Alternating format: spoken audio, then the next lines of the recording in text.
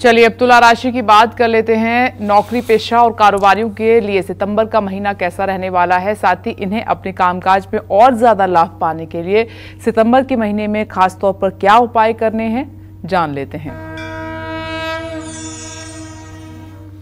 तुला राशि के नौकरी पेशा लोगों के लिए मैं कहना चाहूंगा सितंबर का महीना ठीक है। महीने के पहले हफ्ते में आपके 10वें भाव का स्वामी बुध होगा, जिससे भाग्य का साथ मिलेगा। नौकरी में आपका पद बढ़ सकता है, कुछ नए अवसर प्राप्त होंगे, नौकरी बदलने का मौका भी मिल सकता है। लेकिन नौकरी बदलने से जुड़े फैसले बहुत संभल कर लेने होंगे। मुमकिन हो तो इस महीने नौकरी ना बदलें। आपके कार्यक्षेत्र के कारण आपके ऑफिस में अच्छा इमेज बनेगा। वरिष्ठ अधिकारियों से भी आपको काफी सहयोग प्राप्त होगा। आपकी किसी भी तरह का पुरस्कार, किसी भी तरह का आपको अवार्ड मिल सकता है। पूरे महीने आपके 6ठे भाव में राहु रहेगा, बृहस्पति 8वें भाव में रहेंगे। इन दोनों ग्रहों के कारण आपको नौकरी बदलने से बचना चाहिए। अगर आप लालच में आकर नौकरी बदल देंगे तो उसका परिणाम अच्छा नहीं होगा मेरी समझ से। इन ग्रहों के कारण कुछ विरोधी भी आपको परेशान कर सकते हैं। तो 9वें भाव में मंगल के होने से सितंबर का महीना तुला राशि के कारोबारियों के लिए अप डाउन करने वाला होगा, उतार चढ़ाव भरा होगा। इस महीने आपको बहुत कारोबारी यात्राएं करनी होंगी, जिनसे लाभ तो मिलेगा, तरक्की भी होगी, लेकिन वक्री शनि की दृष्टि आपके 7वें भाव में रहने से आप पर कार्यभार भी बढ़ेगा। कारोबार में आपको लापरवाही से बचना होगा।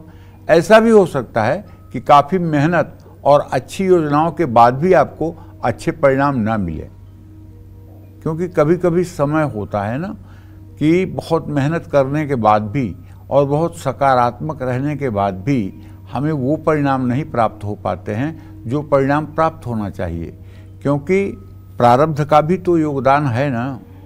मनुष्य का शरीर जो है केवल शुभ कर्मों से नहीं बना है।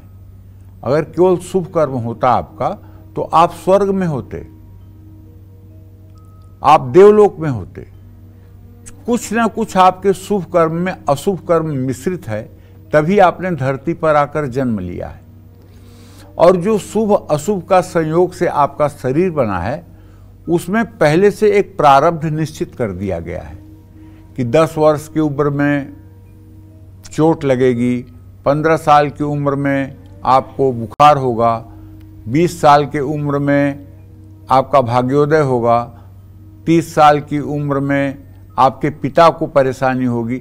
इस तरह से आपके पहले से प्रारब्ध निश्चित है और इस प्रारब्ध का असर जीवन पर पड़ता ही है। जो प्रारब्ध आपके शरीर के साथ निर्मित हो गया है, उसे बदलने की क्षमता नहीं है। लेकिन अगर आप पूरे धैर्य के साथ अपने जीवन शैली को ठीक रखें और प्रभु की शरणागति लेकर के और सारे कामों को करते हुए कर्तापन का अभिमान न रखें, तो निश्चित रूप से अशुभ प्रारब्ध भी कब व्यतीत हो जाएंगे आपको पता नहीं चलेगा। बहुत लोगों को मैंने ये कहते हुए सुना है कि मेरे साथ जब से ये घटना हो गई तब से मैंने पूजा पाठ बंद कर दिया। जब से मेरे साथ ये दुर्घटना हो गई तब से मैंने पूजा पाठ बंद कर दिया। जब से मेरे ऊपर ये विपत्ति आई तब से मेरा पूजा पाठ से उच्चाटन हो गया। भाई क्यों? भगवान जो हैं ये सिर्फ एक चीज देते हैं, बहुत ध्यान से सुन लीजिए। भगवान हमें देते हैं धैर्य, विपत्ति को सहने की क्षमता। अगर 100 ग्राम की विपत्ति आ रही है तो भगवान 1 किलो का धैर्य देते हैं। लेकिन प्रारब्ध अवश्यमेव भोक्तव्यम कृतम कर्मम शुभाशुभम। अरे भगवान स्वयं थे धरती पर, श्री कृष्ण, और अभिमन्यु उनका भांजा था। वो चक्रव्यूह में मारा गया, भगवान ने उसे नहीं बचाया। क्योंकि प्रकृति के कार्य में क्यों हस्तक्षेप। लेकिन अगर द्रौपदी ने भगवान को पुकारा विपत्ति में तो भगवान तुरंत आए। द्रौपदी भी आपकी तरह कह देती कि मैं विपत्ति में भगवान को नहीं याद करती हूं। गजेंद्र भी कह देता कि मैं विपत्ति में नहीं याद करूंगा। अरे विपत्ति आए तब तो सिर्फ और सिर्फ उन्हीं की याद करनी चाहिए, और जब विपत्ति ना हो तब भी उनकी याद करनी चाहिए। जो सबसे बड़ी सच्चाई है इस दुनिया की वो ये है कि हर व्यक्ति को मरना है, लेकिन जो सबसे बड़ा आश्चर्य इस दुनिया का है वो ये है सभी इस बात को भूले हुए हैं कि मुझे मरना है। सभी इस बात को भूले हुए हैं कि हमें मरना है।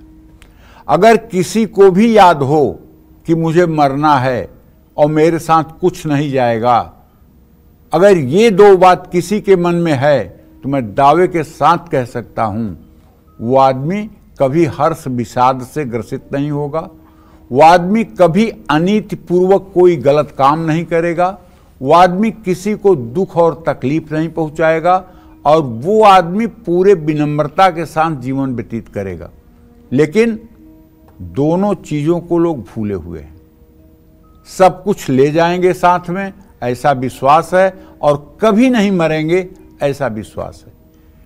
भागवत में कथा आती है, पृथ्वी कहती है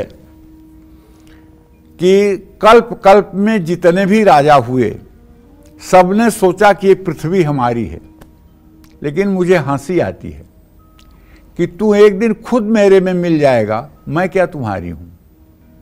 और एक दिन वो विलीन हो जाते हैं, केवल इतिहास बचता है, और मेरे एक कण, एक धूल के कण को भी वो अपने साथ नहीं ले जा पाते। तो इसलिए भाई देखो, धैर्य रखो, क्योंकि सितंबर 18 के बाद कारोबार में सकारात्मक बदलाव आएंगे। इस समय कुछ नए कारोबारी संबंध बनेंगे जिनसे कारोबार में तरक्की होगी। केले के पेड़ में आप रोज जल अर्पित करते रहिए। गुरुवार को केला आप किसी मंदिर में 10-5 रुपए के साथ दान करिए। शनिवार को सरसों के तेल का दिया जलाइए। 7 मुखी रुद्राक्ष हो सके तो गले में धारण करिए।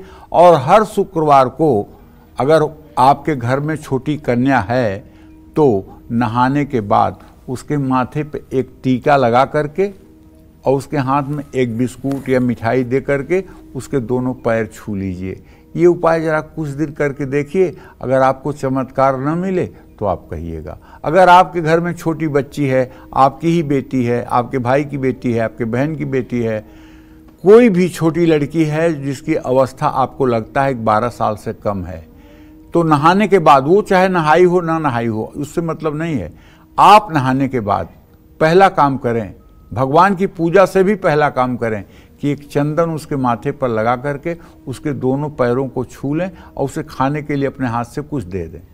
अरे अगर ये काम आपने कर लिया तो सितंबर क्या, पूरा जीवन आपका खुशहाल रहेगा। जय मां विंध्यवासिनी।